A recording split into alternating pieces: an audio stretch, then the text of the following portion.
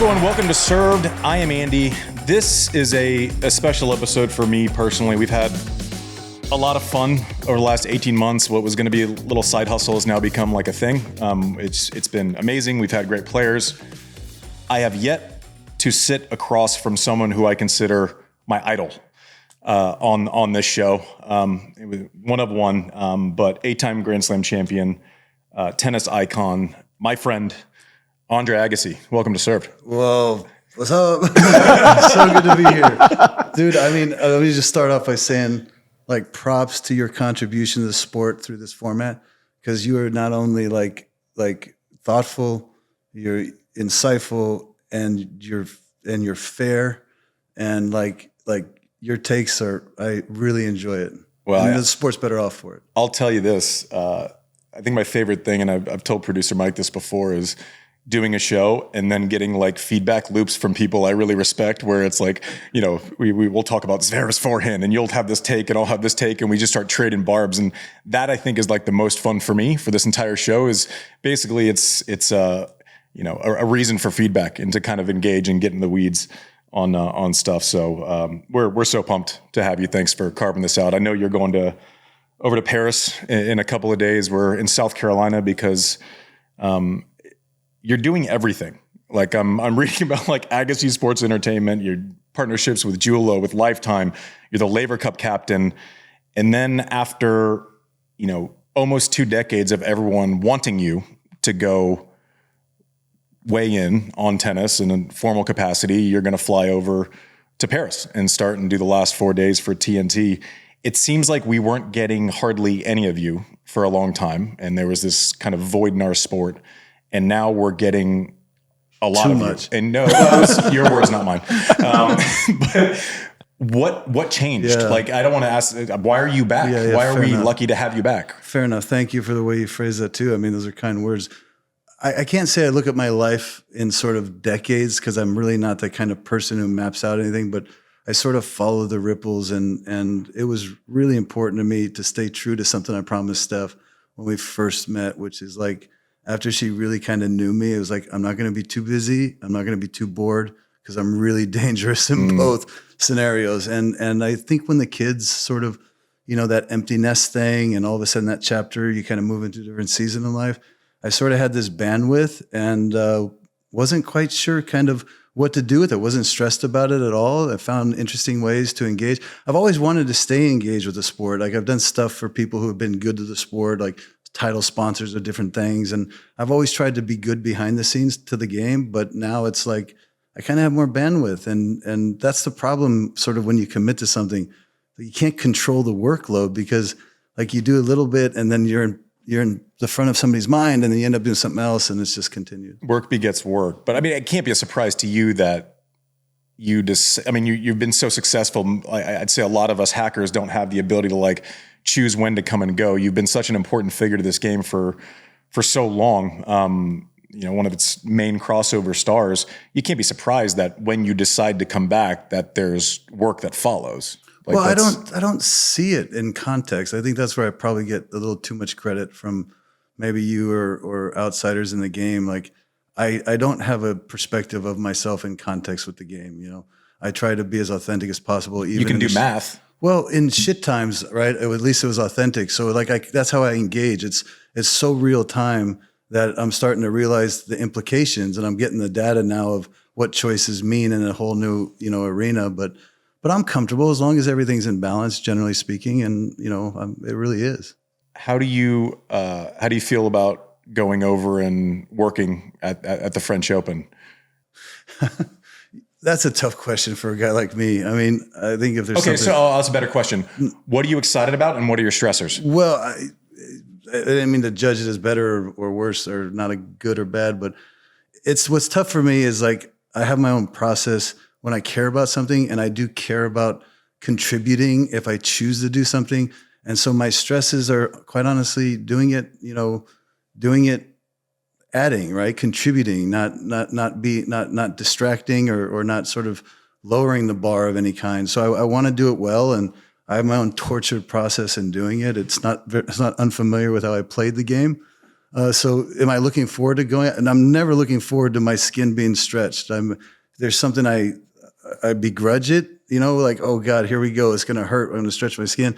But then I settle in, and then I'm usually glad I did it. It's funny because we've been, trading some texts about it, or we'll be watching something and we'll start trading.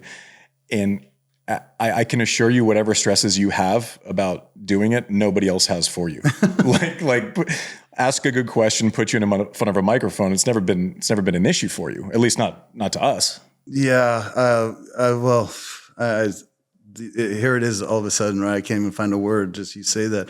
It's a whole different thing when you're, around your peers and you're around the game in such a real way, and it's meant such a significant part of your life, and you've had sort of this big, this conflicting relationship with the sport, and you've accomplished a lot and you've failed a lot, and then you've accomplished a lot, and then you're gone, and then you do something in a whole different arena, and then you come back to it. I mean, I could let you inside my head on that level, but it does kind of stress me out. I mean, you called me like your idol, man. I'm sitting across from you. I was like, so cool. Like, we competed against each other. We lived the same hamster wheel of life of sorts, and now we get to sit here and bullshit about it. It's like, I mean, I'm pretty honored to be here. That's nice of you. One tournament that and obviously it's the time of the year and you're going over to cover it, but one tournament that I kind of want to dive into on a little bit of a deeper level is your run at Roland Garros in 99. Right. And I felt like it was, you automatically went like, anything you want to share before we get into it? Or just no, just that I should have lost that tournament 4 times, but yeah. So, but it was an interesting kind of inflection point in your career. You might say you come back from playing challengers. 98 was fine, but not by your standards fine. Right. And then, 99, I talked to BG. He said you hadn't played tennis in like 7 or 8 days going in. You hit the round before. You mentioned you lost like 3 or 4 times. You were down, a set and something to Squillari, and then 6-4-4-1, and then 2 points away against Clement. 2 sets to 1 down, 4-5 love 30. It's a winner, and they called it out by getting an overrule. That would have been triple match point. He ends up cramping in a 12 deuce game the next game, and I beat him 6-0 in the 5th. Moya. 6-4-4-1, 2 breaks. Yep. And then you get Herbati, who you'd lost to in Miami, 2 months before. And then the final, I mean, but let's level set the historical context of this tournament. Any Grand Slam for any player is the most important thing you're doing up to that point, right? It's just, they all take on kind of their own thing. Looking back, you can say, we can be objective. I wasn't ready for that one. I was ready for this one. This is what happened there. But I wasn't actually able to be super objective going in. I was in the business of lying to myself. I'm ready. I can do this. I can win this, whatever it might be. But that one specifically, it was for the career Grand Slam, for the career Golden Grand Slam. You hadn't been in a semi in a major since 96, I think, at the US Open. There was something that needed to happen to kind of rejuvenate your career on the level that you knew, right? Yeah, no question. So, 97, I went from, which the year before, don't underestimate how tough this was. You say it was average, and it was from a Grand Slam performance perspective, but I went from 141 in the world to number 6. No, it was a joke. I mean, that wasn't because I was doing well in big tournaments. That's because I made up my mind that I needed to climb back from one of the lowest points in my life. And I just went after it with full intensity week after week after week, small tournament, big tournament, didn't matter. I lost round of 16 pretty much in every slam, if not earlier. And then I start 99, and it's like you have those, now your questions go at 141 in the world. Your questions are, can I really even do this anymore? Then you get to number 6 in the world, and then you're confronted with, well, I can, but I haven't been here in years. So now I had this whole nother level of intensity and pressure to deal with. And I kind of failed miserably at it, right? Like I went into the 99 Australian Open and had a real curve thrown at me with my first wife at the time, but we can skip over that if we want. And it was like, I tapped out mentally, and again, had an early loss, and I got a shoulder injury. I went to the clay season, not having a good hard court season, lost first round to Key Biscayne. So for me, and the way my game was, maybe a bit like you, I don't know, but like I felt like if I don't do well in the hard court season, it really had a monstrous effect on my whole year, because I did not expect to do well on clay. So I went over to Europe for the clay. It wasn't fantastic. Had a shoulder injury. Didn't even think I was going to play Paris. It was the last four of the 4 Grand Slams for me to win. It was when I should have. Well, when I say should have, it's been represented that I should have. I was favored twice in the finals, almost a decade earlier. 90 and 91. Yeah. So it's like I was out there going, I'll never have a chance to win this thing anyhow. Why even play it? And my coach at the time, who was yours for a while, Brad, I'll never forget his comment to me. He goes, dude, like, how can you win the French if you don't play?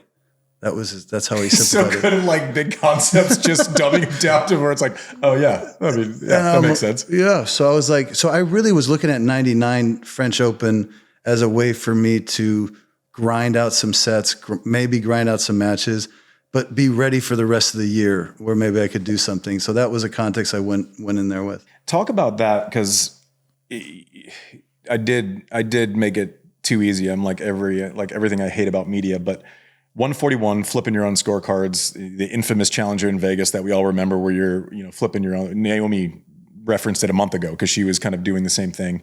Definitely a point for inspiration for like it's possible. Andre ate some humble pie. I can do this too, right? Like and I say that in the most flattering way. But then 141 to 6. Now, it's important to kind of point out how we have to reframe things in our mind continuously as tennis players. If you're sitting at 141 and someone tells you you're going to be 6, I don't know the number, 14, 15 months later, whatever it might be, you're going, great, done. That's the best. And then you get there and it's like, there's more. There's always this kind of fight of more. And you like, once you're 6, you almost forget about the 141, right? Like you're just kind of all only systems as good as your last result. Yeah. But people don't see, they see the numbers and they know the talent. They know what they've seen from you before. So in a way, we don't give enough credit in real time, right? It's true. I mean, I always kind of look at it like we as tennis players are a car uphill with no brakes, like in our own minds, right? It's like, and sometimes we forget that you can give yourself a little bit of a break if you design it into your overall methodology or your overall game plan. But if you don't do that, you end up getting sucked in that vortex of like tortured perfectionism because you're always fighting a ghost. You're fighting something better than you are right now. And that's if somebody told me at 141, I was going to get to number 6, sign me up. I'm happy. You would have said, I'm happy forever. Happy. And then it comes and it's not the case. No, it's never the case. But that's the shit part for me with tennis was always that. It was like winning and then having to prove it again next week. But the flip side is losing and then getting a chance, right, to the next week. So it's like anything in life, it's perspective. Yeah. And unfortunately, as tennis players, we usually don't have it because we're so damn young too, right? I mean, that's another thing to consider. Yeah. So you find your way to that final and you're playing, and this is a way to show kind of the human side of you that I think people hear about and know. I certainly experienced it. I have firsthand stories that I'll tell later, but you end up playing a guy named Andre Medvedev, who was a really good player, won Monte-Carlo, I think, when he was really young, was 4 in the world, was kind of the guy that people were pointing to as like that next guy. And then he was really good, but maybe not great, right? And you had a conversation with him at the beginning, like 14 days, practice week of the French Open. Monte-Carlo week, actually. Oh, it was before the French Open. Walk us through what happened and then like how tennis does its magic, and then all of a sudden you guys are battling for, an important title. So I don't know what the rules are now with tennis, but back then, if you're going to pull out of an event for medical reasons or whatever, to avoid fines and penalties with rankings, you got to kind of see the doctor on site. I was going over there to pulling out of Monte Carlo just because I wasn't playing it. So Andre Medvedev was playing Monte Carlo and lost. And so we both looked at that night the same way. I'm in Monte Carlo. I have nothing else to do. I'm going out. He's in Monte Carlo. He lost. He has nothing else to do. He's going out. So we were out at this, like, it was kind of like a dinner that transforms into a nightclub kind of place. And we're already deep into the nightclub side of things, just sitting there and I'm just basically waiting for my flight the next day. And he sits down. I was like, oh, dude, what are you doing? Are you playing here? He goes, yeah, he lost today. He goes, I lost today. And I'm like, bad luck. And he goes, nah, it's not bad luck. I just suck, and I'm like, what are you talking about? Like, so he starts walking me through his head, right? Where he's at, he's going to quit tennis. And I'm like, dude, you can't do that. I mean, he goes, why not? I said, well, first of all, you can't quit because changing that scenery is not going to change you quitting on yourself. So that ain't happening. So just get that out of your head. You got to ask yourself, what's it take to make you better? And the first question I have for you is like, why do you think you suck when you can do this, this, this, this, and this? Like what's going on, you know? And so I kind of became weird for this like stretch of an hour. I became like this coach to him, you know, just personal coach. Like, dude, get your head out of your ass and use the strengths of your game. And the only weakness you have, you can get around multiple ways. And he was like, I mean, he hugged me afterwards and just said, thank you, you know, and sure enough, here comes 99 French Open and the draw. And like, we were always playing on opposite days. So he would see me and he'd come over and be like, man, go get him today. And I'm like, yeah, well done yesterday. And then I'd see him the next day and I'm like, you know, it's your turn. Get out there. At what point does that start getting real for you too? Oh shit, that got real, like quarterfinals. Like I look at him, I'm thinking to myself, you looked a lot nicer to me like a week ago. I didn't think it would actually work. No, I know. And he just starts laying wood to everybody. And semifinals, here we are. It's like a collision course, and it's like poetic. Like I mean, how the irony of it that I'm playing my greatest opponent ever, Andre. Like in my mind, I'm thinking myself, right? I'm playing I literally coached this guy how to not only beat the people he was bitching about, but how to beat me, right? And it's like, and here we are playing my biggest match ever against each other. It was just, it was a little too much to emotionally kind of process. I was not only nervous, I was kind of scared out of my mind, to be quite honest. And then you get down. The only cloud in Paris that day finds you for, I don't know, 40 minutes, something like that. Brad yells at you a little bit. Gil gives you a pat on the back, and you go out, find your game, lose the second set, come back from 2 sets to love in a Grand Slam final. Dude, it was worse than that. The first 2 sets were gone in 47 minutes.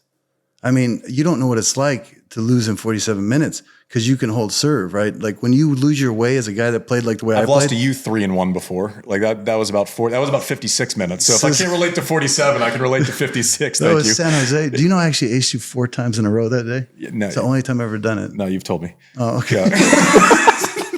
Sorry, just learned. So how we were just talking about? Just walk us through basically coming back. 47. I mean, so this was my point. There's one thing to be in a Grand Slam final and lose, and I've done that plenty of times. The first 3 I ever played, I did that.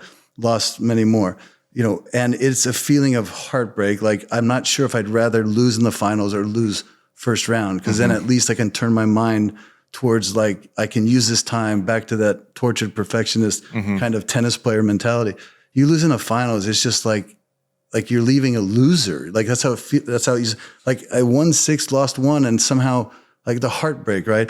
So I go out in that tennis court and it was like 47 minutes, 2 sets down. And it was so bad. I actually looked at the crowd and absorbed it and just said to myself, you can't do this to them. I mean, you got to give them a match somehow, some way. My feeling was one of empathy for the people watching this train wreck, right? This natural disaster take place in front of them. I mean, this absolute carnage, right? I'm dragging people to my funeral, for God's sake. And it's like, and then the rains came. And when that rain cloud came, I thought it was just delaying the beat down. It's just, but at least the clock might move. And at least in the historical scorecard, it's going to say the match lasted an hour and 40 minutes now, right? But we get into the locker room, and as you know, and anytime you want to, feel free to interrupt me on this, but you know what it's like when you got 128 guys in the draw, doubles, mixed, right? And you got just the guys in the locker room, yeah. And then it's like deathly silent, and there's 2 people, and it's a rain delay. And like, you know, you can hear the other one breathe in there. And Brad comes in, and he just lost his mind with me. Which isn't he's not a yeller. No. He's not a screamer. Like that's for the listeners who wonder, I mean, they've seen our episodes, but he doesn't never screamed at me. And I'm sure I give many, many reasons to. Yeah. Not a yeller. No, not a yeller at all. I mean, but I couldn't eat that more. I was so nervous. My feet were, I was a deer in headlights, right? So he had to slap me out of it. And I just looked at him and I was like, what? I mean, this guy's like, he's like too good. And he goes, how the F would you know if this guy's too good? You're not even moving. You're not even hitting the ball. Like just like, here's an idea. if he hits the ball over there, why don't you run? Right? He starts giving me like this. He goes, no, right? You can picture him doing this. And then, it's a good start, to be fair. I mean, yeah, but this was after he slammed the locker. Yeah. That's so like, I can't even imagine Brad doing that. Yeah. Yeah, he lost his mind. And then he said to me, and by the way, if you're so confused on where to hit the ball, wherever he is, hit it the other direction, right? He's just like, but for God's sake, how can you tell me this guy's too good if you're not even doing anything? He's like, let's go down swinging. We've been here for, almost 20 days. And you've been laying it on the line. You've been leaving your heart out there. I mean, he gave me one of the talks that and then I was still convinced heading back on the court, I was just now going to lose different. I was just going to lose on my terms and just start scorching the ball. But in any case, it was probably the only time in my life where I was so disconnected emotionally and mentally from where I wanted to be on the court that I found myself like gathering my senses, sort of digging in, and then getting over the hump, and then playing in what athletes kind of call the zone, right? Like I've gone out there in the zone. I've lost the zone. I've never gone from like Mars to like the zone. And it happened in the biggest match of my career.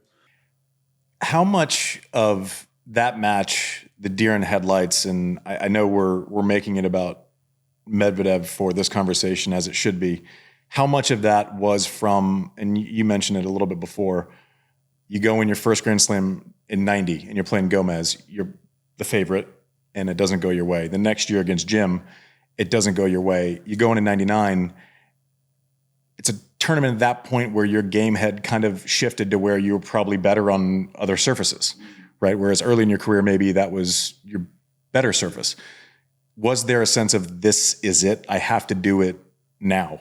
I had the curse of knowing too much at that age, right? And being at the end of myself in 97, where I was sitting in my living room, self-inflicting harm and just going from 1 to 141. So I had the luxury or the curse of just knowing too much. I knew I'd never have another chance at this. I knew I probably didn't even deserve this chance at this. That was the real fight inside of me, is how do you get, I think that's why nerves come in any sport. You see golfers as they get older, something happens to their, they know what saving a 5-foot par putt means, even though it's the middle of the third round, right? It's like, they know it. They've just lived it too many times. I knew what this opportunity was.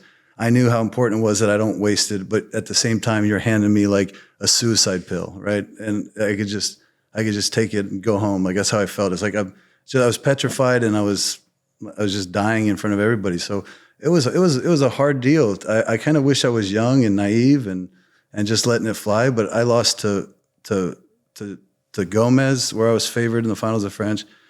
I then went to the U.S. Open 1990, lost to Pete, where I was big time favorite. He was like, who's this guy? He's seeded 12. Yeah. And then I went back to the French against Courier.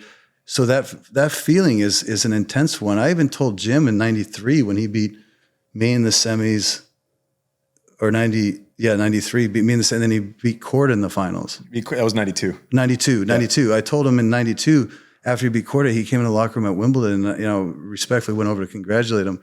But I added this little bit, which is like respect for just being favored and just going out there and just like taking care of business. Like I admired that because it was so not who I was. And he was so able just to go to work, and I was so unable to do that. It's interesting because that leads me into kind of another conversation. I'm going to move order here, but 88, make a couple semifinals of the only 2 Grand Slams you played. You didn't play Australia because apparently you didn't like the conditions down there. I only missed 10 of them. You'd have ripped off 4 out of 5, but you just life advice. Maybe you should have played those. It's just more. I'm not that insecure. I'm not like my wife, for God's sake, who's so insecure. She had to win everything multiple times. So insecure, not just beautifully humble. 3 in the world. You've become world famous, right? You've basically taken this sport that Mac and Connors have, kind of lifted into the mainstream, but then even taken it a step further. There's every ad campaign that comes. So you're more famous than people who have won a lot more at that point. And then I've always wondered, and especially as we, Americans were playing against Americans, but then like a story that doesn't get talked about ever now, and it did at the time, history is easy when it works out for everyone. Chang comes in and wins out of nowhere in 89 when he's 17, and then we mentioned Pete in 1990 over you, comes out of nowhere, wins. Then Jim beats you in a final in 91. And then all of a sudden we're sitting here in 92 and these three guys have won and you haven't yet. And you were kind of the first one that was actually burdened with the expectations to kind of continue on with, Mac and Connors and that whole deal.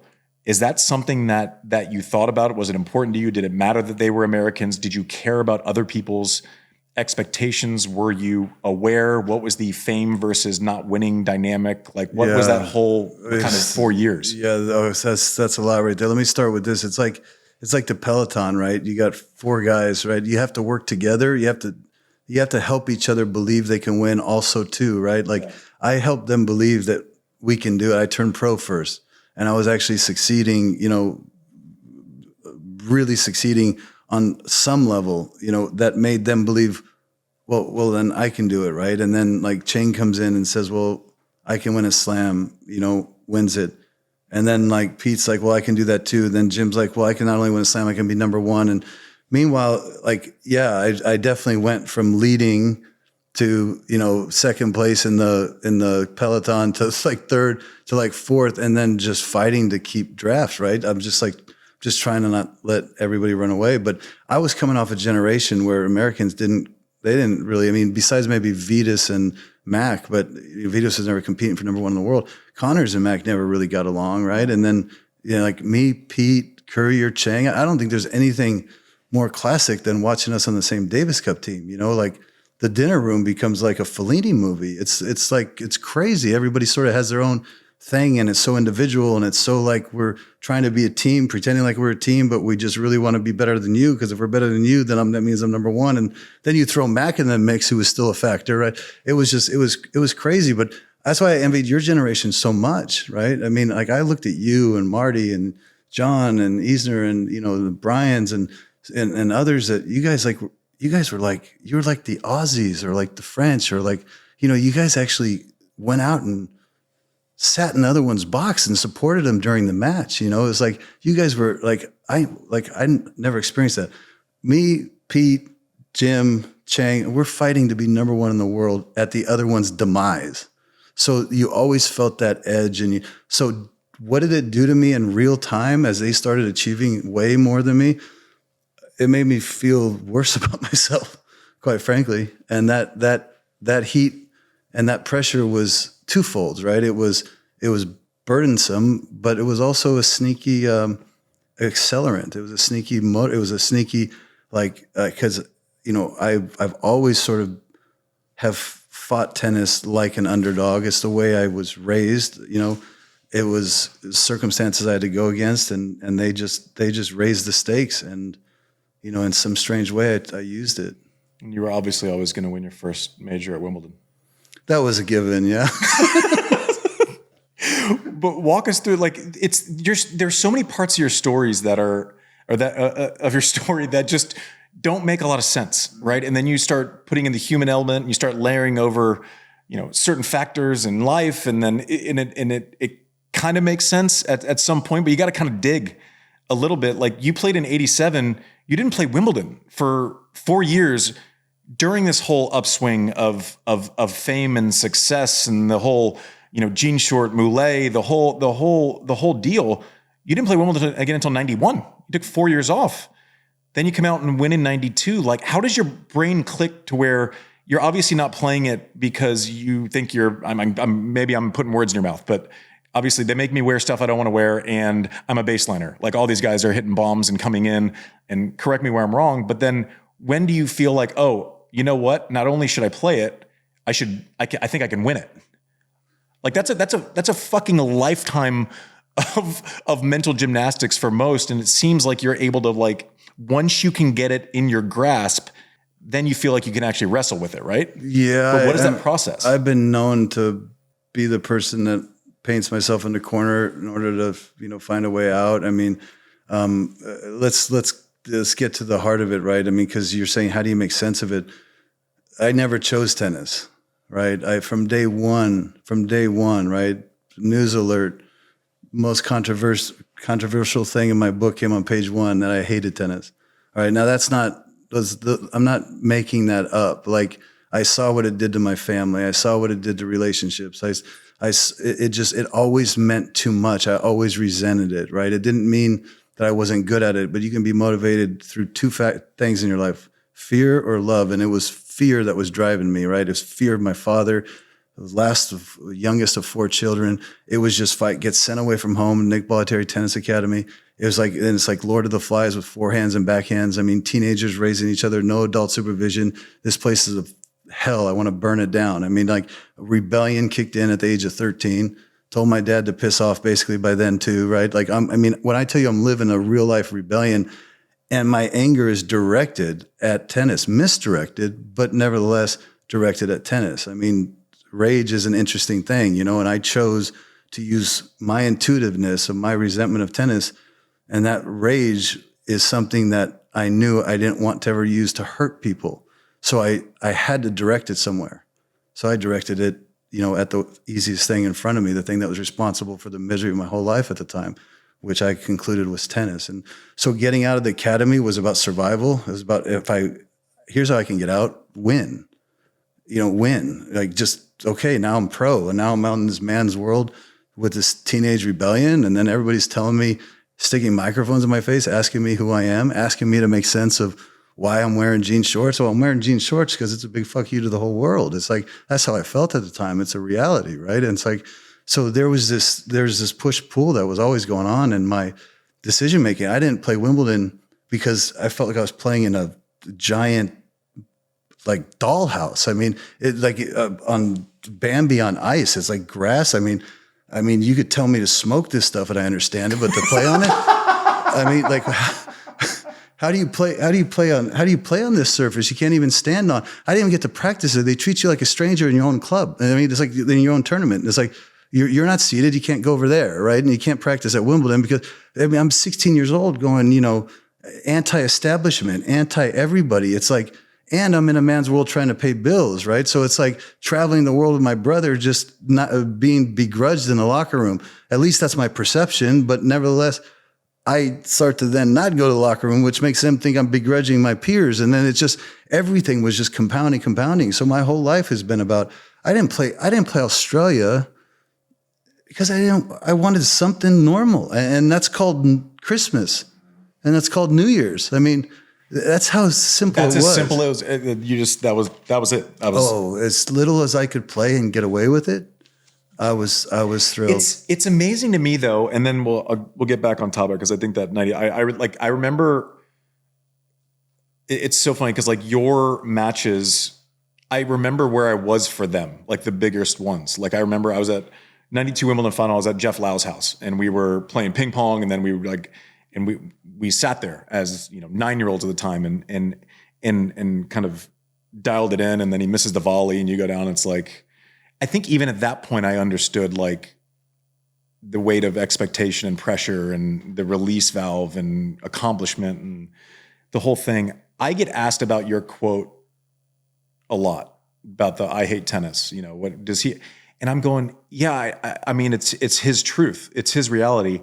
But I also know that he spent a lifetime perfecting a craft, appreciating the wins of tennis, appreciating tennis as a teacher.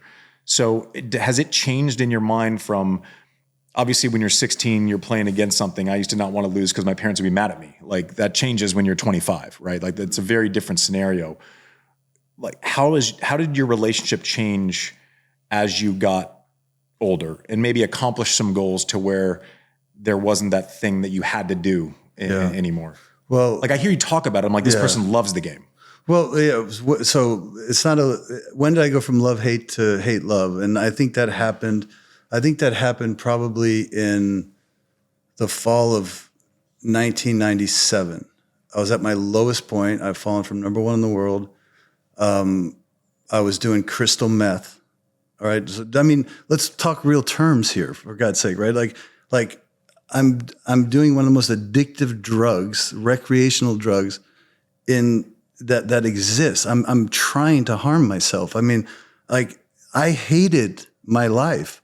I hated it because I didn't know who I was. I didn't choose it. Was there a contradiction in the good that came with it?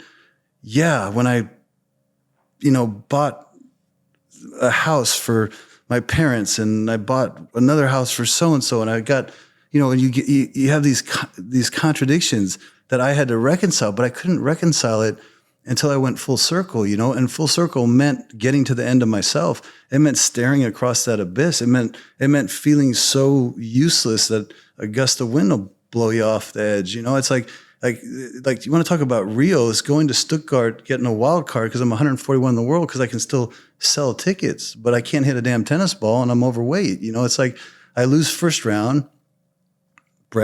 Always Brad to simplify things. It's like in the hotel room, locks the door and says, dude, like I care about you too much, and like you got to quit, or we got to start over. I mean. And I never hated tennis more than that moment, if you can believe it, because it's like if Brad lost hope in me, I mean, Brad, right? I'm down 2-6-11 at the French, and he's going, "What's the matter with you?" He'll tell you got him right where you want him. You might just believe him. Yeah, no question about it. And here he was just going, "I'm going to walk," and I think you might need to walk too. It's like, and I just never remember. And then I remember looking out. It's like the epiphany. And mind you, and you're way too smart for this, so I'll say it up front. Epiphanies don't change your life, but what you do with them can. And that moment, I had an epiphany. An epiphany was just because I didn't choose my life doesn't mean I can't take ownership of it. Just because I didn't choose my life doesn't mean I can't choose to choose it, right? Like it was this abstract, intangibles, like hope is fragile and hard to kill, Like I'm sitting there with no more hope, but there's a glimmer, right? Like there's a glimmer. Like if I feel like a piece of shit, well, isn't that a good like growing ground for a seed? Like maybe something can grow out of this. It's like hope is hard to kill. And I held on to that epiphany, and I held on to it. And I spent the next couple months trying to figure out what my reason was going to be to use obviously a gift that I had and a life that in a lot of ways gave me so much, but in a lot of ways it took so much, right? Like my childhood and right? So again, perspective. And I saw the show on 60 Minutes. It was a KIP program, Knowledge is Power program. It's a charter school operator. And I watched these two guys, Dave Levin, Michael Feinberg, and they were educating these children in the most economically challenged areas, and they were empowering them and changing the trajectory of their lives. And I remember watching those kids, and I saw myself, oh man, I saw myself. I said, maybe that is my reason right there. Like those kids don't have the luxury about bitching about being number one in the world, right? It's like that's when I committed to like building my own charter school. I took out a $40 million mortgage, Ambien is no match for a $40 million mortgage. And I built my own charter school when I was 141 in the world, because you know what? Then you had to do it. I'm going to use tennis like it's used me, right? I had to. I didn't have a choice, but I had my reason, right? I had my reason. My reason was something that I was connected to, but was much larger than me. And that's why I would have always been a better team player if I was a team sport player, if I had any athletic ability. It's like I was connected to my team, and it was like I was on a court, and all of a sudden it looked different. People are saying I'm playing the Challenger, flipping my scorecard. I don't know how Naomi sees that. I can tell you how I see it. Like people said, like he's humbled. No. That's not humbled. Humbled smoking meth in your living room. That's what humbled is. Being out here having your reason for what you're doing, that's called grace. I mean, that's just called a gift. And I had that the rest of my career. So when did that epiphany, when did that change go from, love, hate to hate, love? I would say it went that fall of 1997. So we met in 2000. Okay. And so at that point you had 97 has happened. You've had this run of Roland Garros and the US Open and all this other stuff. And I kind of found myself in, the next lane of a swimming meet sometimes, where I could draft sometimes, and you would use me if you needed a body to play an exo somewhere. And I got to fly with you, and I got to see how you operated, and I got to, see the way that you lived, and I see the way that you processed the game, see the way that your mind worked about the game. And so from where I sat, I only saw the part where you had gone through all of this torment, but I was 17 also. So what I'm seeing is basically my reality at that point, right? There's no retrospective when you're 17. So ever since I've known you, it's like this obsession, which presents outwardly as love for the game. So I don't know the back. I haven't lived your reality. I'm just saying from where I sit, and when we had a personal relationship, and when I was close to you, I would see you, we would go play Birmingham. Yeah. And I would see the way that you would interact with 12,000 people there and treat them as if this wasn't, the 478th one night exhibition that you had done in the last 10 years. Right. And so that was love to me. And it was going into whoever the sponsor, it's a local car dealership. And I'm making these parts up, but the sentiment is truth. We go in and it's a local car dealership, and I'm seeing you off the phone on your foundation, handling life around. We get to the venue, and it's simple things like you asking someone on the way, hey, sponsor, I know, remind me of his first name, and also I know the last name because it's on the dealership, but what's his wife's first name also? And you walk in, and it's a group full of people who don't see live tennis all the time. They know you, they don't know me, and we walk in, and it's, Tommy and Buffy, thank you for your hospitality. And the room melts, and that's love. And so anything that I've seen of you with my own eyeballs has come across as love with this game without the baggage. So I don't say that for a response for you. I say that it's admirable that you've taken this thing that caused you pain and caused you torment and caused you family issues. And without you knowing it, as a 17-year-old coming up, it presents as complete and total love. I accept that. And so that's where, when I hear it and people ask me about it, I'm completely confused by it. Not to say that's not your reality, not to say, I know your history backwards, right? I've read about it. You did me the favor. One of the coolest things, and I think I've told you about it before, but when your book was going to come out, obviously, by the way, it's my favorite book I've ever read, because I feel like there's two things that great former athletes do. They either write a greatest hits album, or they throw everyone else under the bus. You put a magnifying glass on the things that weren't your greatest hits while throwing yourself under the bus. So it was raw, it was authentic. You had been retired for a couple of years at the time. I think it came out in 08, right? 9. Maybe I've read it. 09. Anyways, but I remember Brooke and I were early on in first year of our relationship, but I remember you called me and said, hey, I'm sending you this book. Don't give it to anyone. Don't let anyone read it. I'm not sending this to you so that I can coach you on a response. I'm sending it to you so that if you have any questions, feel free to ask me. There's a lot of shit in there. And I remember I read it. I think you understood like if this book comes out and then I get asked about it in a press conference and I haven't read it yet or whatever, then I don't know how to respond. That was a very nice gesture, which I appreciated. My wife read the book. And we were still early days. It was probably the first year. Maybe we had just gotten engaged or something. She read the book. She's crying. She goes, I feel like I understand your universe better from having read your book. Like it has to, that's love too. Like basically telling your story to where other people understand, like creating like a lever for communication. It had an impact, not just on me because, I admired you and I did all the bad fashion choices right along with you. My apologies. But it was, yeah, geez. We overpaid for him though, so that was good. But there is like a lever, and that presents as love. So it's not me telling you that what you're saying isn't true. That's the last thing I'd ever tell you. I'm saying from what I saw with my own eyeballs, it presented very differently. I accept it. I appreciate it. That matters to me. It's reflective of this. It's because of the baggage. It's because of the garbage that got me to that place. It's because of it. And when you say it in that context, the gratitude I have is the distance I've traveled and how thankful I am that that distance was traveled when we met, because that's just another person that was affected positively by a lot of heartache and a lot of successes and a lot of this thing called life, and my entire objective with communicating that in my book was recognizing that we all live different experiences. It's kind of the same journey.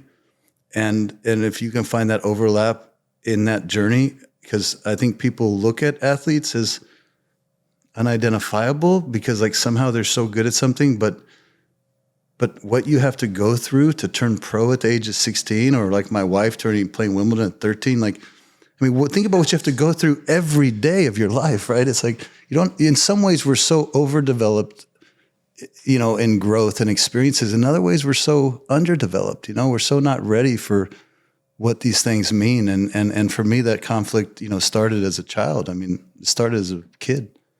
It is amazing how I also think, and we'll move on to something more fun and fluffier on the other side of it. But it is weird because I think because people talk about it, and then you get the generations, like you're allowed to talk about it now, and it's allowed to be okay. It's Naomi talking about it. It's Roger going about his business in a very different way that was less tortuous. That I've said I don't have an ounce of jealousy for Roger for what he accomplished. My jealousy is for his ease of operation. Like he was able to be his best self daily. He was allowed to do all these so other we things. Think.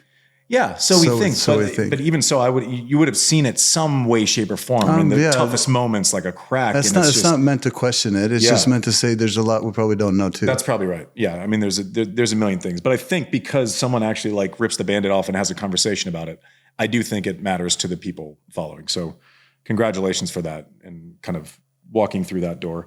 One thing I want to do, because it would be malpractice if I didn't just turn this into what I want to know about.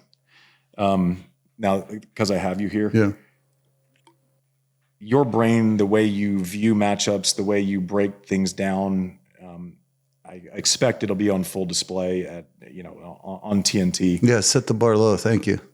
I'm not worried. I already set the bar. I'm not worried about you. I know you're going to worry about yourself, but I'm not worried. I'm just going to go through some names, lots of which I haven't played, and I just want you to tell me what was a nightmare about them and where you thought you could make progress a little bit. Let's start with someone that I never played, Mats Wilander. Well, that's a generational question, right? Because when I came into the game, the first time I ever played him, I was 15 years old. I lost to him second round after qualifying at La Quinta, which is, the Palm Springs tournament. And I won my first round of main draw, and I played him. I lost 1-1 and came off the court and told my brother, I want to play that again. I can beat that dude. He can't break an egg. You lost 1-1? I lost when he was number 2 seed. I lost to you when I was 17, 2-3, and I said it wasn't that close. Yeah, but my point is that he hit the ball. I was the first one to come into the game. But everybody that gets to number one in the world brings something the game hasn't seen on some level, right? You did it. I mean, everybody who gets to number one and has any modicum of staying there or winning slams, I always do something that the game has to adjust to. And for me, it was about taking the ball off both wings, whether it was low or high, and being able to hurt the ball and being able to do it as early in the court as I wanted to, right? So the game hadn't seen it. So somebody like Mats Wilander, who won 3 of the 4 Grand Slams in 1988, beat me in the semis of Paris in the semis 6-0 in the 5th because I cramped. I came off the court going I could have ran him all day. I mean, all he's doing is running. So you felt like it wasn't about tennis at that point? No, physically, I mean, not to say I would have won if I didn't cramp, but my point is that that's the way, that's the generational gap. So playing Mats Wilander, when I started to, let's say, beat him, was just a fundamental of he made, and respect to Mats, because the guy never got tired. The guy was fast as wind. The guy wouldn't miss a ball for hours. I mean, total respect for everything he's done. But he made me feel like there should be weight classes in tennis. That's how I kind of thought of it. It was at 18, 19, 20 years old. So for me, and the way I played the game matched up against him was literally about driving the train through Main Street. It was just you just deal with what I'm bringing. I'm going to get back to that because I think there's a weird end around with someone else further down the list. I'm finally excited that a story that I had heard over drinks for a couple of years, finally made its way mainstream with the Becker tongue situation. Oh God, yeah. Where you, but like talk about Boris. Like I went back and watched that documentary, and I'm happy he's doing well. Yeah. Again, obviously, but I mean that guy was like you watch him in the highlights from '85. He looked different than everyone else. You talk about someone that like shook the fabric of the sport. Man-child. Yeah. Right. With Boris, I mean, he's. I don't know if he's an underrated athlete, but he's a greater athlete even if you didn't underrate him. I mean, he's a better athlete when you face him than when you watch him and respect what he's actually doing. I mean, he's 6'3". He'd crouch in a position at net, and you think like you have this big target, and he could swallow that space up like nobody, even if it meant rolling on the ground to cover it under control, right? And if you couldn't deal with his serve, that's a real problem. I mean, the one thing about him that was tough, and I had an inroad to his game because of the serve, but you know, he could absolutely drive backhand second serve returns or forehands either direction. He from the deuce court, if you serve body backhand, he could pull that thing and come flying in with his athleticism. He could hit the off one a bit like Leighton Hewitt would, except offensively, and move forward, right? So now you're on the full one trying to pass him. Forehand, he could do the same thing. He could pull it or he could go offline and just come flying in with total athleticism behind it.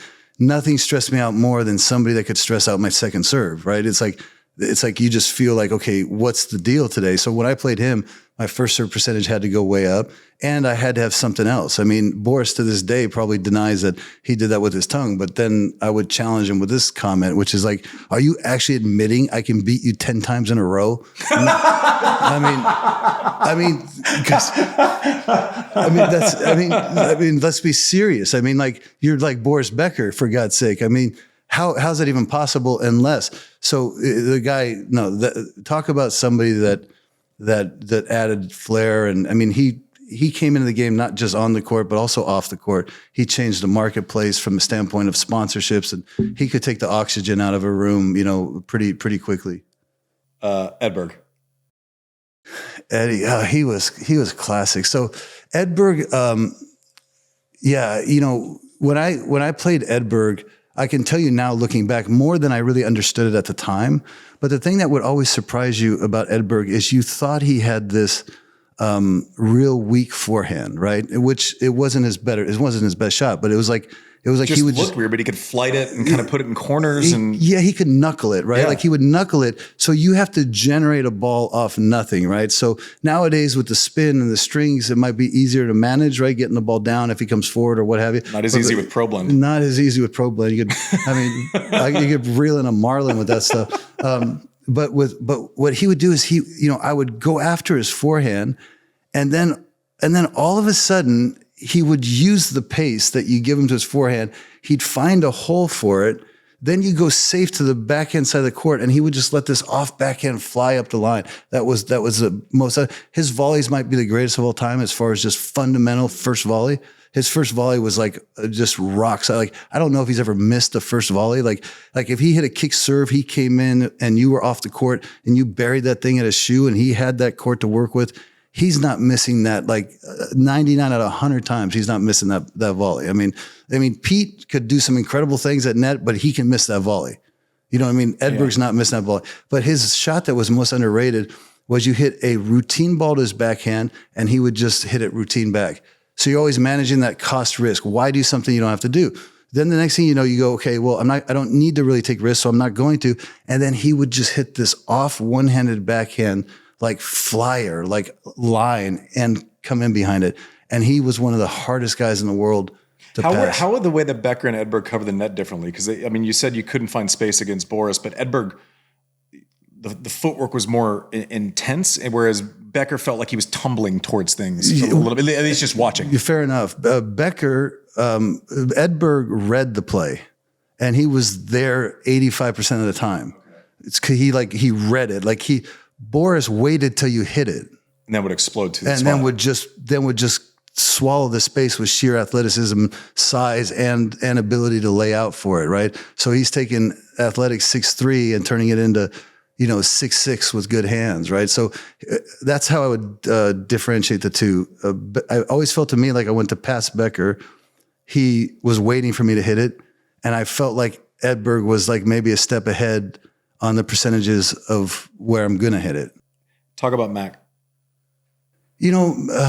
Mac had an incredible ability to offset power, right? To neutralize power. So like he could keep the ball down with no pace, which kind of affected the way I came into the game. Because I came into the game kind of going through guys. And Mac was that generation where I felt like, maybe I can go through this guy, but I couldn't quite go through him because the balls he would hit were not only not much pace to it, but they were always low. You felt like you were lifting on every ball that you hit against the guy.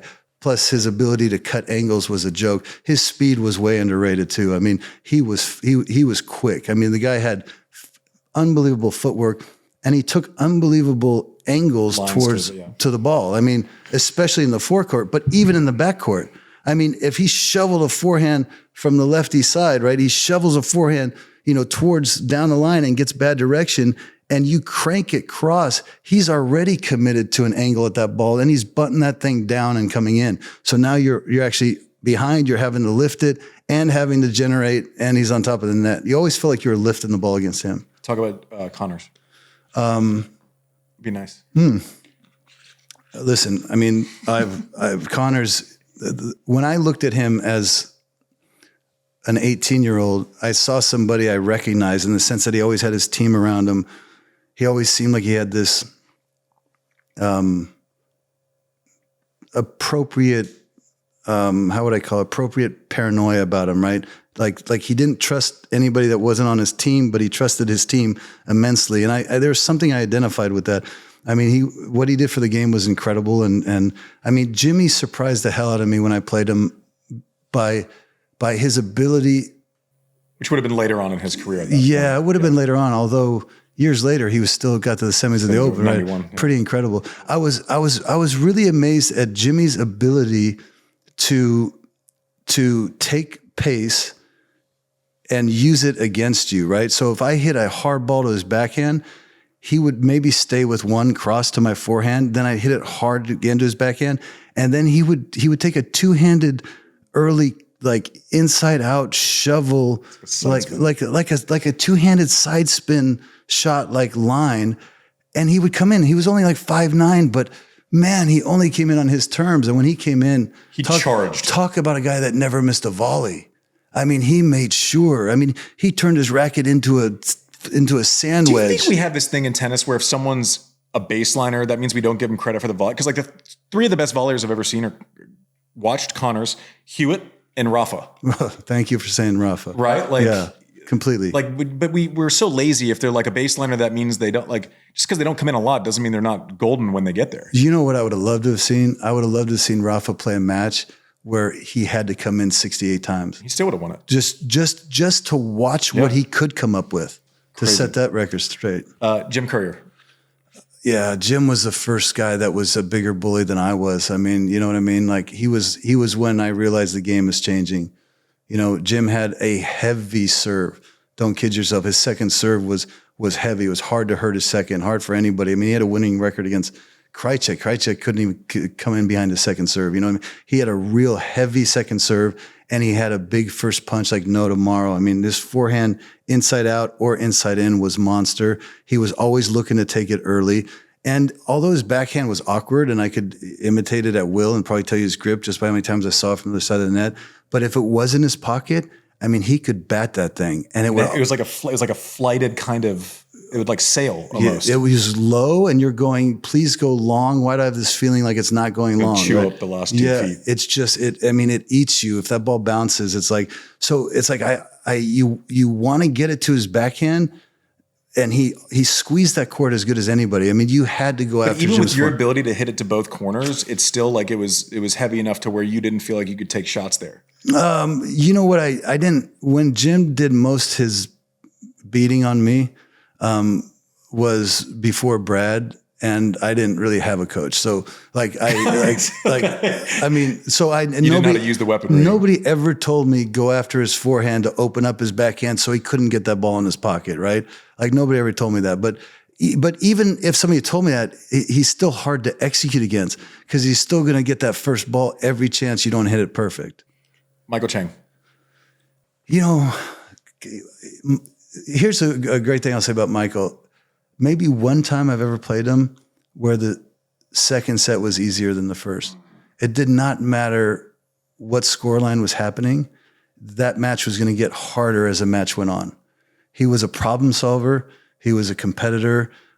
He had incredible speed defensively, but I never minded his speed defensively. If I could get on top of the point early, he was content to run. And like, I have a great relationship with somebody on the court if they like to run, and because I like to make them run, right? So that was my deal. But he also had this incredible offensive ability to take the real estate if you hit the ball a little short. So he would burn you so many times. It's like he could thump a forehand if it was hanging. And he'd get up to it quick, and he'd get under every volley. So even if he hit it off forehand, serve out wide, off forehand and in, you get the ball down. He never quit with his legs. He was always under that ball. And he wasn't an easy guy. Wasn't an easy guy to pass because he never came in when it was just about his size. He always came in when he could use his legs.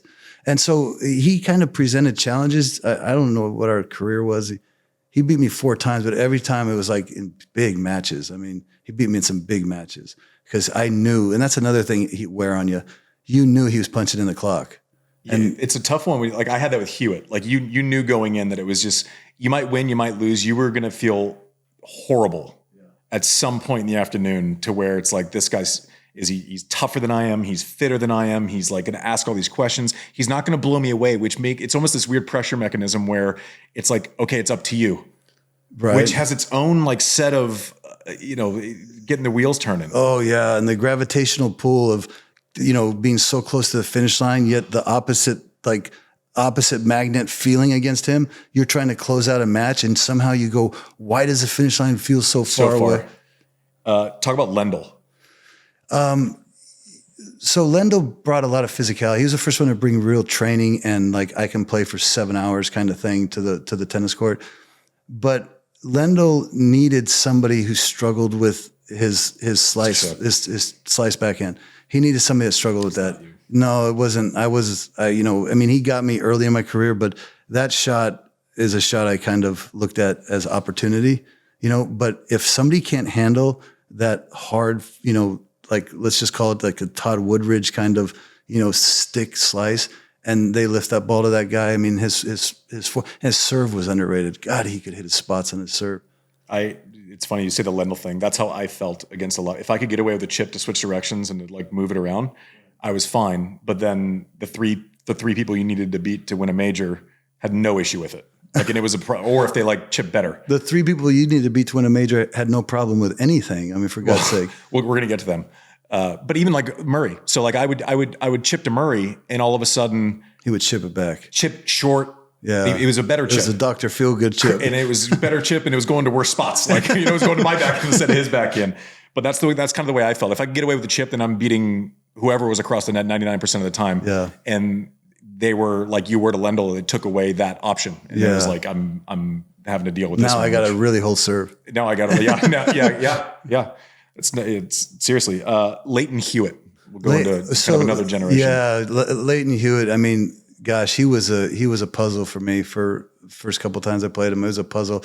He could absorb pace like nobody. And if you gave him pace and tried to go through him, couldn't beat him cross court. Do it at your own peril. But I tell you one thing, if you gave him nothing, he gave you nothing. So it became this real like the chip. See, against him, I wasn't back in the backhand because I could just chip. Right. You could get away. I mean, I don't own that shot, right? I don't have that shot. Yeah, but you know how hard it is for me to resist torquing a backhand cross court? I mean, just, how much discipline it takes to play Leighton Hewitt for 4 hours and not try to rip a backhand when I see space? I mean, the only time you could go aggressive on Leighton was one time a point. Like, it's like go aggressive line. And if his shoes are screeching and he sounds like he's out of position, don't believe it. Yeah. And then if he gets himself back into the point, start again. Over. But do not try to hit 2 big ones in a row. No. Don't do it. Like, he absorbed pace well.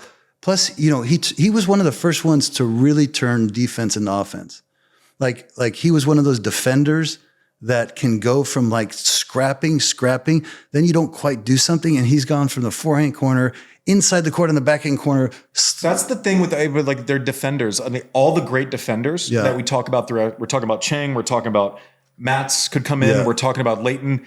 They had the ability, and they could recognize the ball to go get their lunch also. Oh. They would almost lull you into it, but it wasn't going to be predictable, right? They kind of came on their terms. And some of them could have done it more than others, right? Yeah. But Leighton, I think, was the first one that said, careful, I'm on defense, and if you're not careful, I will get on offense. I feel like Mats was saying to himself, I'm on defense, and I don't know how you're going to end this point, but you're going to have to hit 15 more shots, right? Okay. Leighton was the first one I ever played that could just get on defense, and he's actually in his mind getting fed up with that and looking for an opportunity to take that point over and using his speed offensively as much as defensively, sometimes 2 or 3 times inside a point. And then the one that I kind of think is almost like the prototype for all these guys that are now 6'6" that can run, defend, and it looks natural. It doesn't look awkward.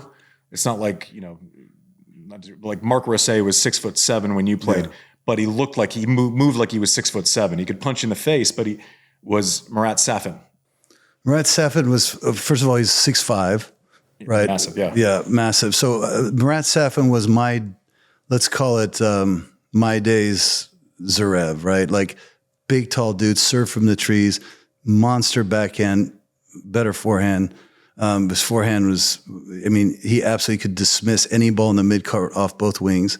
Moved well. He was like I remember when he beat Pete at the Open, I was watching that and I said, if you were to build a tennis player, how do you not build that guy, right? First 6'5" guy to just like leave tracks on a hard court and just snap balls off that are sitting mid-court and could serve out of the trees and stop you from being in any service game. And by the way, he can just absolutely pound your second serve. I played him at the Australian Open one time in the semifinals. Should have won the first 2 sets, lost 6-6, then beat him 7-5, finally broke him 7-5, 6-1. I thought I was running away with it because he was going to do like that escape parachute, Russian thing that happens occasionally with him, right? And he ended up beating me in 5. But he could play 5 setters. I was so sore from just the first move defending my serve, first or second. It was like I would hit a quality first serve, and there was a lot of lunging. His return was. Looked like a toothpick in his hand. It looked like me holding like his a baton, pen. like a baton. It was nothing. It was and then he knew what he was doing moving forward. How that guy doesn't have like double digits is confusing to me. Pete. Oh my God! So everybody knows what Pete was great at, right? And you had the privilege of playing him. I had the privilege too many times of playing him, but. We all know that a serve might be one of the most fundamentally great shots in all of sports. I mean, what he could generate with his serve. It was like it's poetry in motion. It was so connected. Serve was unbelievable, right?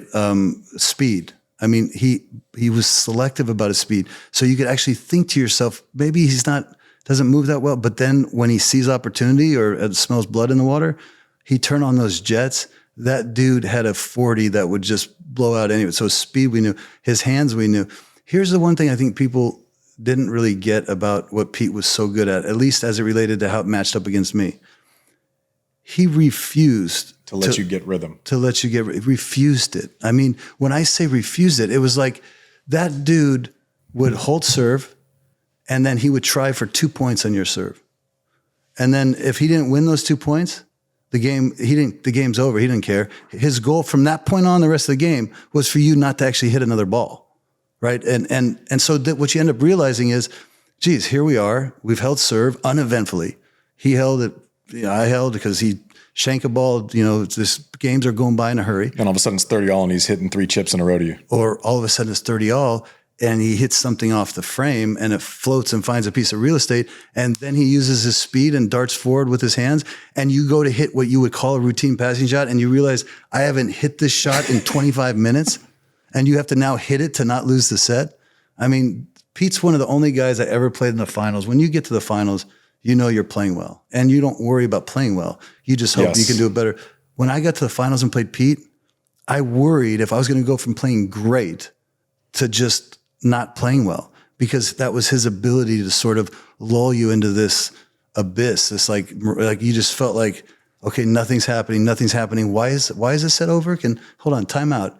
Can just like somebody tell me like what just happened there? I mean, I thought I was playing just fine and the set's gone. I mean, yeah, Pete deserves all the credit for that. I think might be the most clutch player of all time.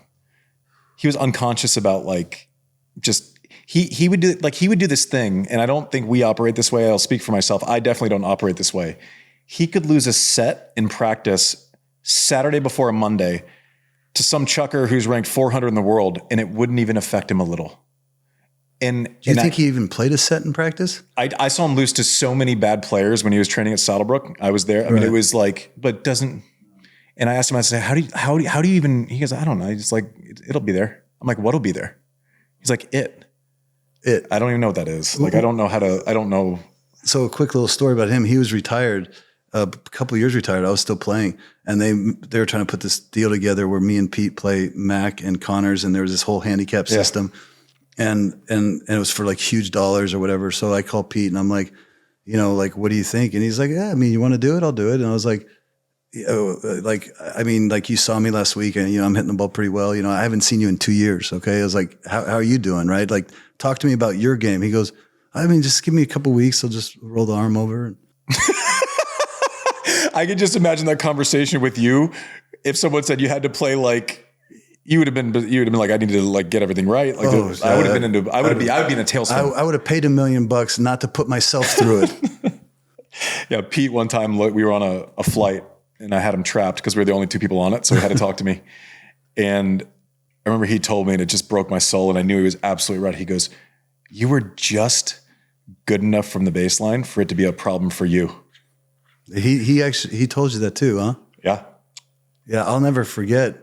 I use it as an example quite often. I mean, I don't mean to bring this up, but like, and when we played in Cincinnati, it was a perfect example. It was like, you held serve like quickly 1-0. And then I think I got down like 15-40 of some long points back to deuce, add deuce, whatever. I finally hold. At 1-1, I felt ready for any pressure opportunity that might present itself. Because you'd have hit balls. Because everything was kind of, like the radar had come on, right? So like if you gave me a chance that next game on your serve, whatever it was like, I felt like I could take it. I never felt that way against Pete. I felt like I might miss this like shockingly bad now. I had a hard time with your pace because I can let it go, but I needed, like when I had 2 feet under me, if I was playing, one of the old school Spanish guys, or like I knew that I was going to have time where both feet were set, and then I could go. But I didn't have like that quick, trigger like Pete where he could just like move on one quickly. And so against you, I felt like I was always kind of backing up. It just didn't feel like I could force it forward. So I always saw you as like, let's just take away the personal side of things. I always saw you in my own mind, like pace to the forehand safe, no pace to the backhand safe. Pace to the backhand, I have to worry line because you can redirect that like nobody's business. No pace to the forehand, I got problems. No pace to the backhand where you get around it, I got problems. So if I go no pace to your backhand and I don't like the way that thing came off my racket immediately, like I had full attention for you getting around it. But if I liked the way it came off my shot, and I knew you were going to have to generate with the backhand, then I could physically kind of position myself in a court to then go faster to your forehand, right? If I went fast to your forehand right away, I knew that unless you hit it perfectly, I could pick the next one up and get it down to your backhand, right? So those two elements that work together always made me feel good only in the baseline exchanges. I love that for you. The problem was getting to the baseline exchanges with you. That was the problem. Love that for you. That sounds awesome. That sounds Dude, great. No, but come on. I mean, I still got to find a way to get into the game. Couple more, and then you've given us so much time. Roger, you played him in people forget you played him in a Grand Slam final. Yeah. I mean, played him in the quarters. It was 2 quarters too. I played him in the open quarters and Aussie open quarters. Roger was the first guy I ever played against where I could hit a ball exactly how I wanted. I knew it. And I still didn't feel safe. Like like I knew I was going to bleed him with a backhand and he was going to slice it. Normally, that's pretty good territory to be in, but you always His slice comes off weird though. You always it's had to have so your guard like up. you have to like get like really kind of create that like friction mechanism against it, right? Like it just like doesn't get to you, and then if it his slice comes off different. Yeah, there's no doubt. But you know what he did so much differently is like he would take one big step with his right foot if he's going to hit over a backhand, and he catch that ball later than most one-handers catch it, right? So, and then he could throw that thing, right? So like he'd step back and just letting the ball travel that much deeper in the strike zone just made you pause that split second. And then if he didn't hit it all that well, I'd never felt like I was that pause meant you couldn't take that step in, and then. So, on a side note, from a strategic standpoint in tennis, the easiest thing to do on a tennis court is to expect opportunity and then abort. Expect opportunity, then abort. The hardest thing to do on a tennis court is to not expect opportunity. Then all of a sudden you get it, right? And then you're up to it a second late. Your mind's going a mile a minute, and then you can overjuice that. You can underjuice it. You could talk yourself into. It's like we're always looking to slow down our side of the court. And if you look for opportunity and it's not there, you just keep it slow by aborting, right? So with Roger, I would hit a ball and I wasn't allowed to look for opportunity, because even if I looked, I could be in trouble, right? It's like he could just hold it and then penalize you. I mean, the way he was magic. I mean, he's just absolute magic. When he beat me in the finals of the Open, I mean, I was saying hello to the next player of the next future generations. Little did I know, we'd have two guys named, Rafa and, Novak come around. I still say there are people who serve bigger. But I still, when people ask me, as far as pitching a ball game, I think you and Roger were really great at pitching a ball game. You have 17 tosses, like you would throw them into different things. You would hit one out of your ear. You'd let one, it would get a foot past where it normally, and so like, just for our listeners, like you get rhythm off of someone's serve, and that's when you time your split step, and that's when you start looking, and when you're picking them off clean, you're finding that rhythm. This motherfucker would literally like toss the ball up 2 feet higher, then serve one out of his ear. And Roger had that game too. Wow. Like he could quick serve, he could lay off, he could, hit one wide, he could slice. And I thought you two were the ones where like you would toss it up. And I know you wanted to get to your kick to open up, but like you would kind of save it for certain moments. You two, like Pete served great. His second serve was way better, but he had all the options also with speed. I think you guys had to negotiate your speed in a way that was the most effective that I had ever seen. Well, yeah, I mean, listen, I don't disagree with that. I was very purposeful in every serve I hit to set up the rest of the point. But I tell you, people forget that Roger was just a straight serve volleyer for a couple of years early on in his career. And he played me at the Open just serve volleying. I mean, I was like, thank you. I was like, thank you. Like literally, it wasn't until he actually stopped doing that. That'd be like 01 or 02 or something like that. Those years run together because I actually liked the game at that point. But he because I remember like Pete was even he even came out of the shell and congratulated me in the tournament because it was going to be a problem and it was a bad round. It was round of 16 or something. But he serve volleyed and it was like, whoa. I mean, like so his serve dropped off to me dramatically if he got predictable behind it. Like when he all of a sudden you didn't know on top of it if he was going to serve volley versus stay back. See, I didn't see that. And it was like he would pull the string at certain points. And like to this day, we played however many times. I don't know where he's going on a break point on the outside. Oh yeah, like anywhere he wants. Yeah, and it different paces. Yeah. There's the 117. There's the 128. There's the similar to you. Same swing. It's like a changeup versus a fastball. It's like a golfer scaring the cup on every roll too, even if he misses. Yeah, and by the way, like just people at home listening to commentators going like, well, they're not making returns like against the players that we're talking about. If you don't stick that first ball against them, it's not a matter of making it. We're not just missing returns because we don't know what to do. Like it's because that first ball, if I lay it in the middle against him, I might as well have missed it. Like you kind of have to create. My whole objective is to get any ball that isn't hit purely.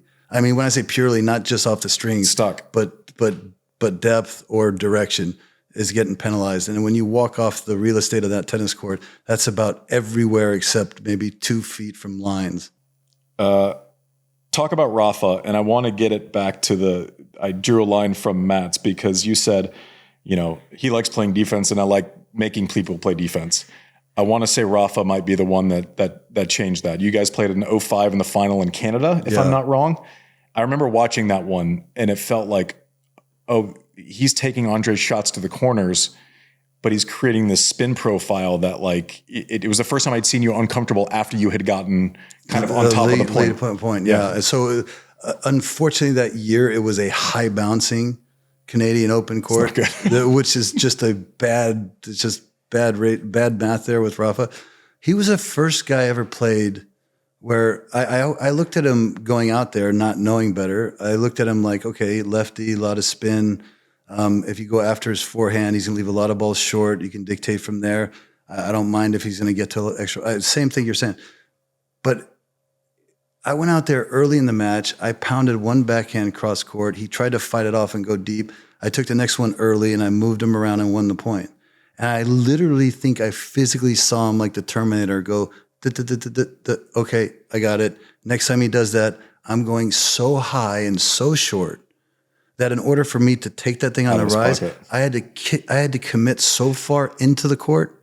And what I never had is that speed, right? I had always had good footwork. I always, had a decent. It wasn't line to line. It was controlling the middle and the circle C movements. Yeah, and if it was windy, it didn't matter because my feet were going. But so all of a sudden, I bake a backhand cross court. He'd throw that thing up in the air where it's landing on the service line.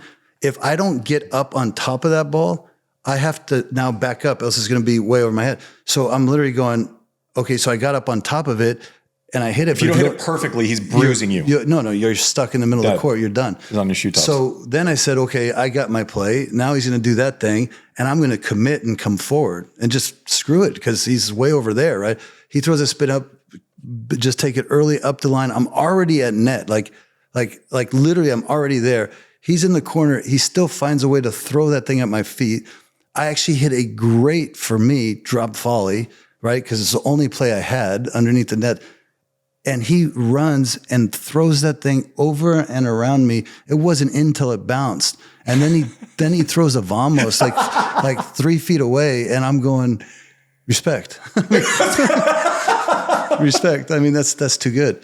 That's too good. But I got his weakness though. You know what his weakness is, right? Tell me. The only way I broke serve that match. Tell me. Here's this guy that had all these quirks to him. Oh, did you kick over his water bottle? Yeah. I wanted to do that one time. I kicked over his water bottle. Did you really do that? Yeah. I tipped it over. Oh, I wanted to go full grammatic on it one time. No. I didn't want to do that because I didn't want to cause an issue. I just wanted to see how he reacted. And you just kind of give a little. So he walked to the stage. So then he goes and he starts doing I've talked about this so many times with my friends. The headband, the eyes, the nose. He goes through his whole routine that he's done a million times. And then just before he serves, it's like his eyes turned to his water bottle. And it was like not perfect. It was dead. Yeah. Anyhow, I broke him for the second set, but that didn't last. Short-term fix. Band-Aid. I don't think you played Novak, right? I actually played him in a pre-Wimbledon exhibition grass court thing, which was useless. I mean, he was over 100 in the world. And give me your thoughts.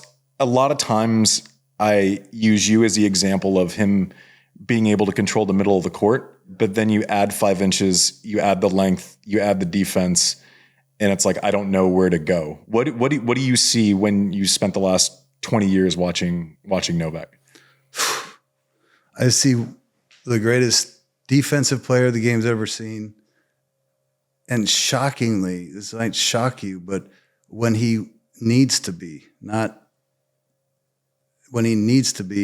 possibly the greatest offensive player the game's ever seen, in the sense that he could open a court up from the center with a forehand cross if he feels panicked at all. He's the kind of guy, if you think about it, he's like the boxer that needs to feel the glove hit him before he even engages, right? He gets out there on a tennis court and he just goes into this lockdown mode, let the match come to me, right? And you start throwing punches at him and then you get away with a few and then you start getting him like a little bit engaged, and then he goes into hyper lockdown mode, and then he starts making you have to hit 5 winners a point to win a point, and then all of a sudden he gets a little agitated at that. Then he throws a little offense in, and you're thinking to yourself, where did that come from? Now that there's a little offense, like I couldn't win the point when he was on defense, and now he's on offense, and he just like slowly, it's like if you're swimming in the ocean, like with 15-foot swells, and Novak's like the wet blanket that gets thrown on you, and you're just like, but I'm drowning anyhow. And now it's like, he's like an amoeba that just swallows you and drags you under. It's like, he beats you defensively. He beats you offensively. It's like, he wants to beat you. Like, he wants to beat your mom too. Like, it's like, like, take it easy. I mean, it's okay. You're going to get through this. We don't like just this, but the guy is world class. I mean, how many different ways can you say it? He can hurt you from any part of the court in a defensive position. He can hurt you from any part of the court in an offensive position. Return wise, like, you were an offensive returner. You can make him when you needed to. Every great person can be better at something, but he was like, simultaneously, he had like the Murray length thing where he could stretch and put a return in play, and you on second serves where you're putting it on their shoe tops with force. Like, the offensive defensive thing doesn't just end during the point. He was able to do it with returns. So here's how I saw his return, both as an opponent and also being around him up close. The whole purpose of a return is to get to neutral. That's the whole purpose of return, right? Like, if you're better than somebody in the meat and potatoes, you want to get, but neutral means something different depending on how well you move, right? So like, for me, neutral meant I had to get ahead on the return, because if I just hit the return that Novak hits, somebody's going to move me and I'm behind, right? Novak's not behind. So his need to panic on being offensive with his return is non-existent. I mean, he doesn't need to. Now, the question is, if he had to be aggressive, what would it look like? And of course, if he did it over and over again, I think he has the ability to do it better than anybody. But for him, it was always about direct. It wasn't about, I don't feel like with Novak's offensive returning that it was ever about, he had to be pissed off. He had to have a reason. Like, it was hard to get him to think he even has to be aggressive on the return. It doesn't. Yeah, but if he had to, I mean, he can do it. Talk about, just quick couple lines on each, this new, when the big threes, Novak will eventually retire.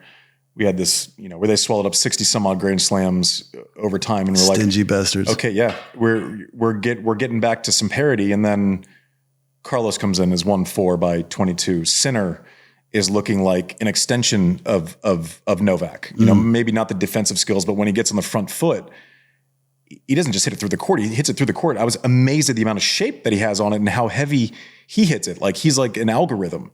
And so you have these guys again. What are you seeing when you're watching these two players? Oh yeah, I mean, the same thing you're seeing. I mean, Alcaraz's upside on anything that isn't sure footing, not concrete. Yeah, I think is a little higher. The thing that amazes me most watching, Carlos play live, like, was how little his speed diminishes on clay and grass, right? Like most people who are fast, they go to grass and their speed comes down, their court coverage comes down 5%, just because you have to be really careful in the corners. You got to be careful on your first step. You got to let your body weight move before you start pushing. You have to run through shots also. You can't stop and hit at the same time. But you can slide into him. Even if you slide into him, the first step out has to be very careful. Second step has to be your push. So everybody's movement comes down a touch. His didn't. It's like he trusted himself so much on the power of his second push that him running for a drop shot that caught him cold, center court Wimbledon, would have broken my groin to think about going to that ball. And he just trusts that pause till his weight goes, and then he sticks on the jets, and he gets there like a flying saucer versus the F-15. It's like everybody's flying a plane, and he's like changing altitudes and reversing, and his speed doesn't diminish. So on slippery surfaces, I mean, his upside is incredible, and he's still so raw. I hope he should learn how to maximize, and we should enjoy watching him before he maximizes, because it's so much fun for the fan to watch the way he plays the game. But he still has so much more upside from a standpoint of longevity. And now Sinner's the exact opposite, right? Sinner is like constantly maximizing. He's never hit a ball he doesn't really need to, and when he does let one rip, it makes you wonder if he was forced to, what that gear would really look like. Because because he's taking 85% cuts, and they're like, his jab is like a just smothers straight people. right. It's like a straight right. But then don't kid yourself from the corners. I mean, you don't put him on maybe Novak from the corners because Novak's greatest. He's absurdly great. I'm just saying, like, maybe gets on the front foot sooner versus Novak is more likely to actually invite the test to the corners. Yeah. Fair enough.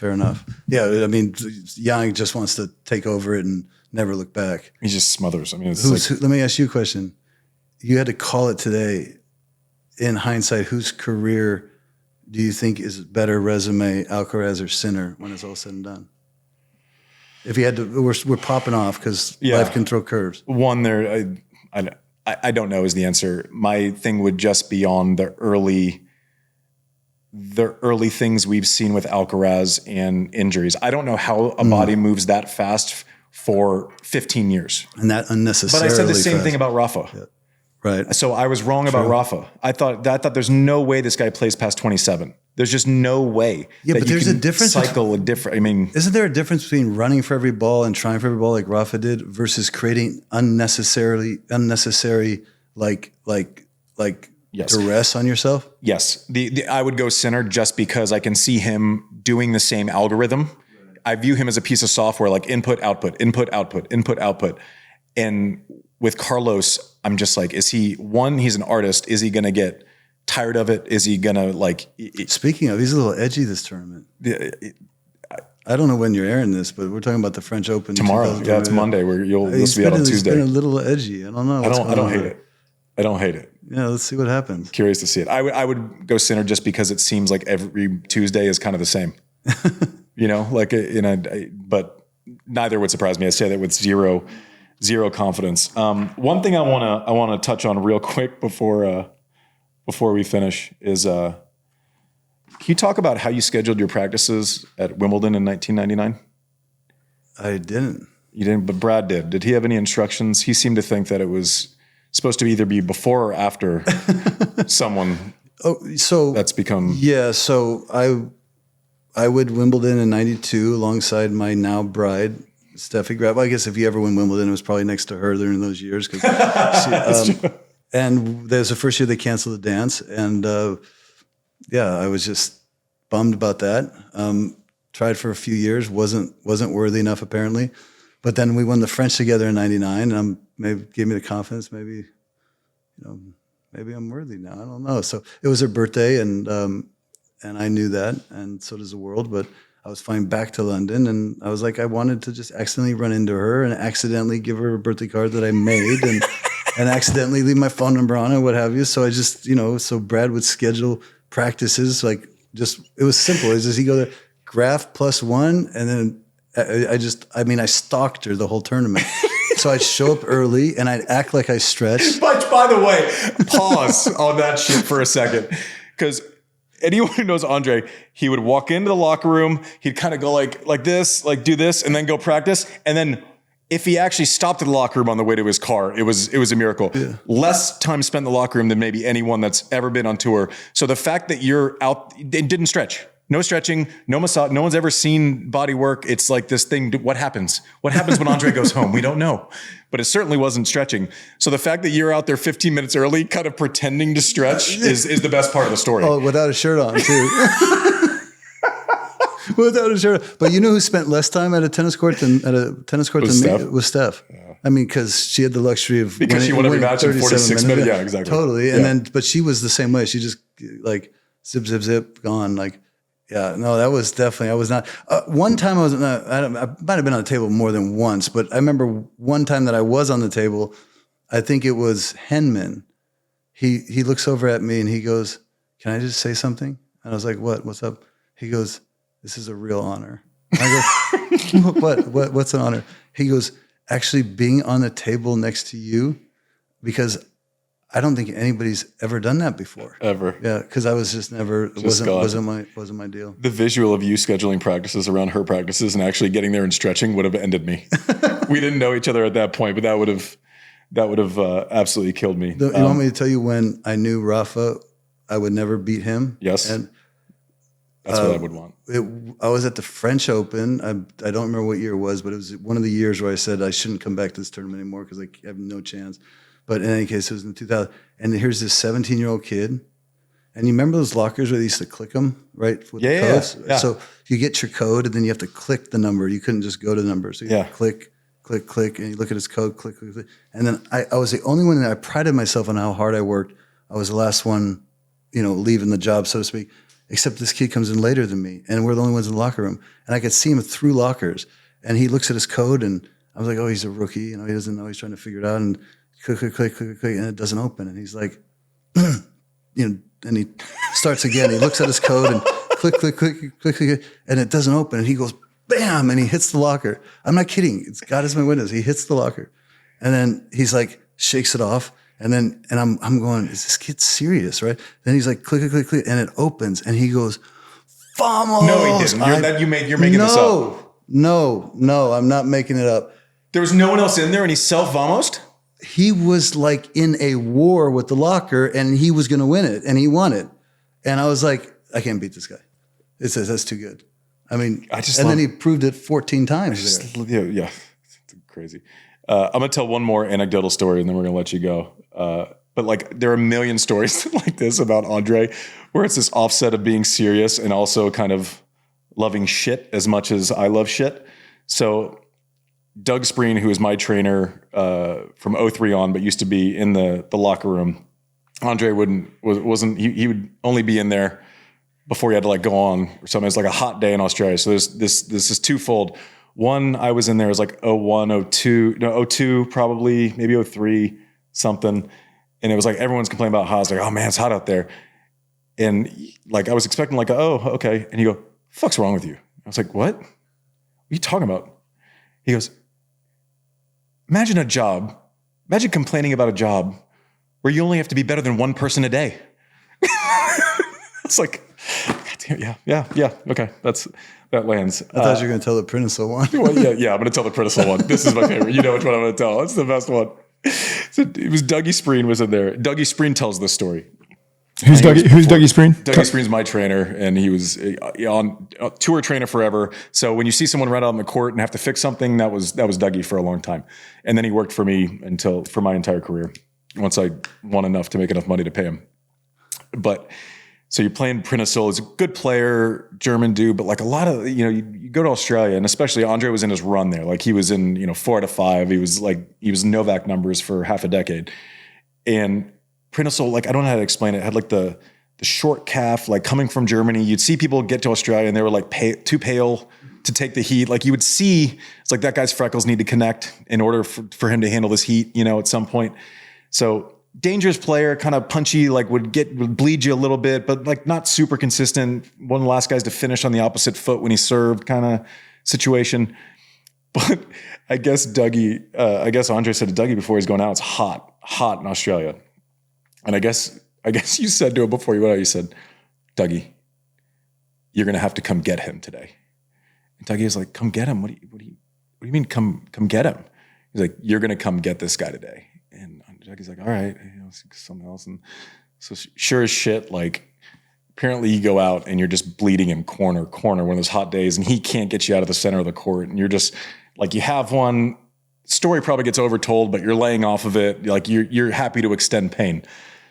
You win the first set 13-11 in a breaker. And Prentice is like, it's the full thing. He's got the fan. He's throwing ice on himself. He's going, and then sure enough, like the heat obviously didn't get any cooler. Andre's doing the little walk up quick, little jog out of the chair, past him and the whole thing. Sure enough, Prentice taps out. Oh, it's even better than that. Dougie Spreen comes on the court and had to get him. Tell me. Better than I've heard this story retold 15 times. I'm so ready to play. My bag's packed. I'm standing by the door to head out of the locker room. And it's kind of a written rule of sorts, an understood code between players. Like if you're ready to go, like you're waiting, you've been there, you're going to walk out, you're going to go first. Yeah. And they open the door, give us the green light, and he blows over my shoulder, kind of bumps the bag and just passes me. And that's when I looked at Dougie and I went, you're going to have to come get this guy today. I'm going to kill him. I'm literally going to kill him. And it's the only time this has ever happened on a tennis court. The only time. The doctor was watching from the side of the court, and the doctor called the match. I'm not kidding. No, Prentice-Hill didn't ask for a trainer. The doctor was watching, and so I've been 13-11 in the breaker. He fist bumped me a few times.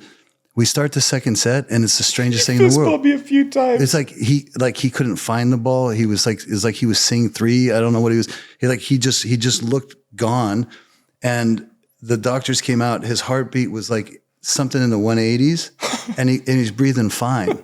So they were like, this match is over. This guy, he doesn't know where he's at. They didn't let him come out of the corner. No. So they laid him on ice. He didn't even shake my hand. I mean, it was like, I'm sitting there like. It sounded like he wouldn't have recognized you at the time. Well, so they lay him on ice, but I'll give this guy so much props because I was practicing the next day and I, going at it, and he like walked across 5 courts and just came over and just said, I never got to shake your hand for that display yesterday. That was like, well done. Oh, cool. Like, yeah, he gave me a lot of props for it. I love that. He said you put me in the hospital, but I've never heard a tennis player predict that the trainer's going to have to come get their opponent. Yeah, it was hot that day, man.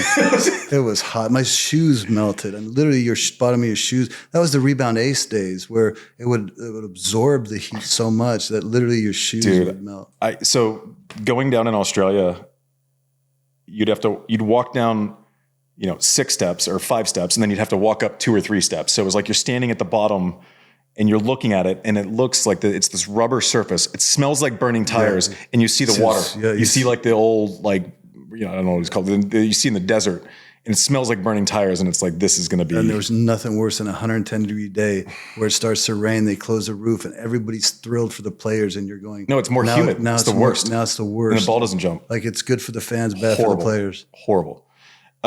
Real quick, because we've taken too much of your time. How much are you enjoying the current process of Laver Cup, and how much are you going to enjoy getting in the mix with the guys and being able to retell stories, what you got right, more importantly, maybe what you got wrong? What made you say yes to the Laver Cup job? I went and saw it, and I heard coaches talk about it. I heard some fans talk about it, people I know that went to it. I heard business people talk about it from a hospitality perspective. I mean, I called bullshit on all of it, right? So I had to go see it. And you watch those players, they're legit. I did the same thing, and I came to the same conclusion that I think you're going to get to. Yeah, the players legitimately take pride and not just trying to beat the other one, not just trying to impress their teammates, but they're actually trying to show them teammates, I think, some things too. Like, there's like real intense competition going on. Captain's into it. I mean, hospitality, unbelievable. Just, I talked to a few people when I was there, and I said, if I gave you tickets to the quarters of a Grand Slam or weekend at Laver Cup, what do you take? They said, no, weekend at Laver Cup, because we know who we're going to see, and we might even see him play doubles, and it's like straight to the veins. Like, if you love tennis, like, this is what you want to see, So they've really done an incredible job with what they've built. I mean, Mac and Bjorn done an incredible job. And, as far as what I look forward to, I've already engaged with many of the players. Even the other team, a couple of the guys have reached out to me just because they feel I'm accessible, which I am. And it's like, and I don't know if I wouldn't enjoy telling stories as much as enjoy seeing how they process, trying to kind of figure that out, and just the smallest thing can make such a difference, and not just in one week in their life, but hopefully in the growth and trajectory of their career. Well, I can't wait to see it. We'll be out there. Producer Mike, that's Laver Cup. Yeah. Producer Mike. Andre, I didn't know how to pronounce his name. Just discovered tennis when we first started the 18 show. months ago. Yeah, so you're going to love it. It's going to be great. Andre, thank you for coming on the show. More importantly, thank you for being a mentor to me for a million years. Your foundation is the reason my foundation happens, because of a conversation which you don't remember when we're 17. And basically the gist of it was, there's no time like the present. I wish I would have done it earlier, which was crazy considering everything that you've done for as many people as you've done it for. I think the magnetism, and this is just me, is because there's so much power in not being perfect, but then kind of having that manifest in perfection sometimes in what you do. And I think owning that is as admirable. I think that's the reason why you've drawn people in for as long as you have. You're like almost perfectly imperfect. And so I thank you for coming on Serve. Thank you for being a friend. Thank you for being a mentor. I promise you've done harder things than TNT this weekend. You'll be fine. It was a pleasure, Andrew. Thanks for watching, Serve.